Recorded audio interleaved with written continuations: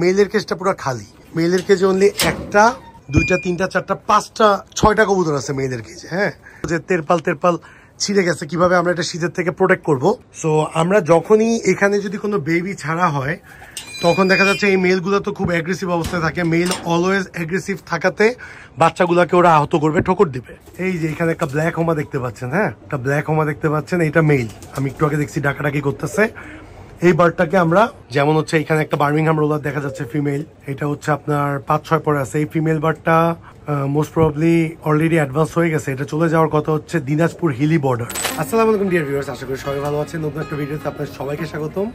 আজকে একটা নতুন স্পটে চলে এলাম এবং এটা আমারই ছাদ, আমার যেই খামারের উপরের অংশ।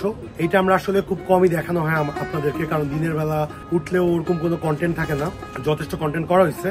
তো আজকে একটা ছোট আপডেট দিব আপনাদেরকে। তো এদিক থেকে একটু পুরো আমাদের ফ্লাইং সেট আপটা বা আপনারা যেটা বাংলায় ধাপ্পি বলেন, এটা একটু দেখেন। আমি এদিক থেকে তাকাইলে আমাকে অন্ধকার লাগবে। তো আপনারা দেখেন এই জিনিসটা, এটার সাইজটা আমি একটু বলে দিই আপনাদেরকে। এখানে হচ্ছে আপনার 6 ফিট বাই 6 ফিট, হাইট হচ্ছে 6 ফিট বাই 6 ফিট, পুরো স্কোয়ার। আর আপনার ভিতরে হচ্ছে 7 ফিট, আমি যেখানে যে দাঁড়াবো ভিতরে হচ্ছে 7 ফিট। তো এইটা হচ্ছে আমাদের একটা নিউ এডিশন ছিল লফটের লাস্টে, এবং এটা খুবই প্রয়োজনীয় একটা জিনিস যাদের ফ্লাইং জোন নাই বা এরকম অবাঞ্ছনীয় কবুতর, যেটা আপনার এক্সেস কবুতর আপনারা এভাবে ছেড়ে রাখতে পারেন, এরকম একটা জায়গা আপনাদেরকে বানায় নিতে হবেই হবে যদি আপনারা বেশি বেশি বার্ড রেখে কাজ করতে চান। সো লেফট সাইড হচ্ছে আমাদের ফিমেল সেকশন, এই আমার হাতের লেফট সাইড, আর রাইট সাইড হচ্ছে আমার মেল সেকশন। সো এক একটা কেজে আপনার 90টা করে কবুতর রাখার সেট আপ করছিলাম আমরা। এখন বর্তমানে ফিমেলের কেজ অনেকগুলো আছে, বাট মেলের কেজটা খালি। তার কারণটা আমি একটু বলে দিই। তার কারণ হচ্ছে দেখেন আপনাদের কি অবস্থা। আজকে অনেক কিছু আরেকটা জিনিসও কভার করবো, যে তেরপাল ছিঁড়ে গেছে, কিভাবে আমরা এটা শীতের থেকে প্রোটেক্ট করব। সো এখানে ফিমেল কেজে দেখা যাচ্ছে যে দেখেন অনেক বার্ড আছে, মাশাআল্লাহ অনেক বার্ড আছে। সবগুলো আমাদের ম্যাক্সিমাম 99% আমাদের হোম ব্রিড বার্ড, 1-2টা হয়তো বাইরে কেনা হইতে পারে।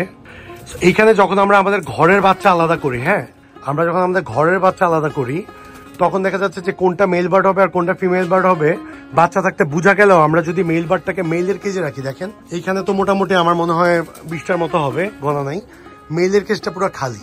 মেলের কেজে অনলি একটা, দুইটা, তিনটা, চারটা, পাঁচটা, 6টা কবুতর আছে মেলের কেজে। হ্যাঁ, সো আমরা যখনই এখানে যদি কোনো বেবি ছাড়া হয় তখন দেখা যাচ্ছে এই মেলগুলো তো খুব অ্যাগ্রেসিভ অবস্থায় থাকে। মেল অলওয়েজ অ্যাগ্রেসিভ থাকাতে বাচ্চাগুলোকে ওরা আহত করবে, ঠোকর দিবে। সো যখনই আমরা ফিমেলের কেজে যেমন আমরা শিওর হয়ে যাই সেটা মেল বার্ড, ওইটা আমরা মেলের কেজে ট্রান্সফার করি। যেমন হচ্ছে এই যে এখানে একটা ব্ল্যাক হোমা দেখতে পাচ্ছেন, হ্যাঁ একটা ব্ল্যাক হোমা দেখতে পাচ্ছেন, এটা মেল। আমি একটু আগে দেখছি ডাকাডাকি করতেছে। এই বার্ডটাকে আমরা পাশের কেজে মেলের কেজে ট্রান্সফার করব।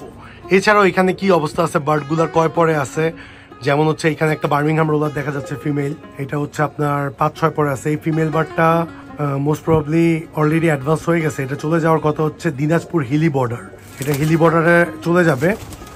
তো এইখান থেকে আমরা সেল করি কবুতর, এমন না যে সেল করি না, ম্যাক্সিমাম যেমন Hungarian high flyer green neck আমরা একটা বাচ্চা রাখছি, এখানে আপডেট মডেলের সাদা বুদাপেস্টের বাচ্চা রাখছি, এখানে রেড বুদাপেস্টের বাচ্চা, এটা অনেক সাদা ছিটা ছিল, ক্লিয়ার হয়ে যাচ্ছে, এটা রাখছি।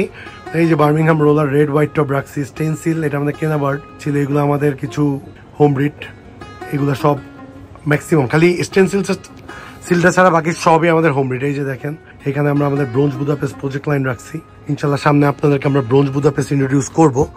তো এটা গেল হচ্ছে আমাদের ফ্লাইং জোনের একটা ব্যাপার, যে মেল ফিমেল আমরা কেন রাখি না, কালো কবুতরটাকে ধরে ওখানে রাখা হবে। এছাড়া ওই শীতে আমরা কিভাবে আমাদের ফ্লাইং সেট আপটাকে আমরা ঢেকে রাখি বা যাতে ওদের ঠান্ডা না লাগে ওরকম সেফ জোনে রাখি। দেখেন উপরে তেরপাল দেওয়া আছে, এই তেরপালগুলো নামায় দেওয়া হবে দুই পাশের, বাট সাইডের যে তেরপাল আছে, সাইডের তেরপাল দোনো দিকে ছিঁড়ে গেছে। এই বৃষ্টি বাদলে দেখা যাচ্ছে যে তেরপালটা ছিঁড়ে গেছে। তেরপাল ছিঁড়ে যাওয়াতে দেখা যাচ্ছে আমাদেরকে এই তেরপালটা কিনতে হবে। আজকে মাপটা নিলাম, আমরা সামনে তেরপাল লাগাই দিব ওই সাইডে। সো সাইডের তেরপাল অলওয়েজ থাকবে শীতকালে, ফ্রন্টের তেরপালটা খালি উঠে যাবে। যখনই রোদ উঠবে তখন এই তেরপালটা হাফ উঠায় আমরা ক্লিপিং করে দিব, যাতে করে রোদের আলোটা ঢুকতে পারে। আমাদের এই ফ্লাইং জোন বা হচ্ছে আমাদের ধাপড়ি যেটাই বলেন আপনারা, race zone, baby zone, stock zone যেটাই বলেন, কারণ ফ্লাইং জোন বললে অনেকে আবার রাগ করেন যে আমরা কবুতর উড়াই না কেন ফ্লাইং জোন বলি, বাট হুইচ ইজ রং। এটাকে ফ্লাইং জোনও বলে, ধাপড়িও বলে, রেস জোনও বলে, বেবি জোনও বলে, সবই বলে, স্টক জোনও বলে, সবই বলতে পারে না। এইখানে যেটা হয় যে আমাদের ফার্মে যতটুকু না কবুতর ভালো থাকে, শীতকালে আমাদের উপরে কবুতর অনেক ভালো থাকে ন্যাচারাল উপায়ে। আমরা জাস্ট এই আলো বাতাসের ব্যাপারটা একটু মেনটেন করি। এটা একটু মেনটেন করলে কবুতরকে যদি খাবার দেন, এখানে কবুতরগুলো সব ছাড়া, কবুতর উঠতে পারতেছে, ঘুরতে পারতেছে, চলতে পারতেছে, এই জন্য দেখা যাচ্ছে যে কবুতরগুলো খুব ভালো থাকে। সো দোয়া করবেন যাতে এই শীতে আমাদের কবুতরগুলো ভালো থাকে। এবং আপনাদের ভিডিও কেমন লাগলো অবশ্যই জানাবেন। Do subscribe our YouTube channel, Facebook page এবং গ্রুপের লিঙ্ক ডেসক্রিপশন বক্সে দেওয়া আছে। লাইক ফলো শেয়ার করে অবশ্যই সাথে থাকবেন। আসসালামু আলাইকুম।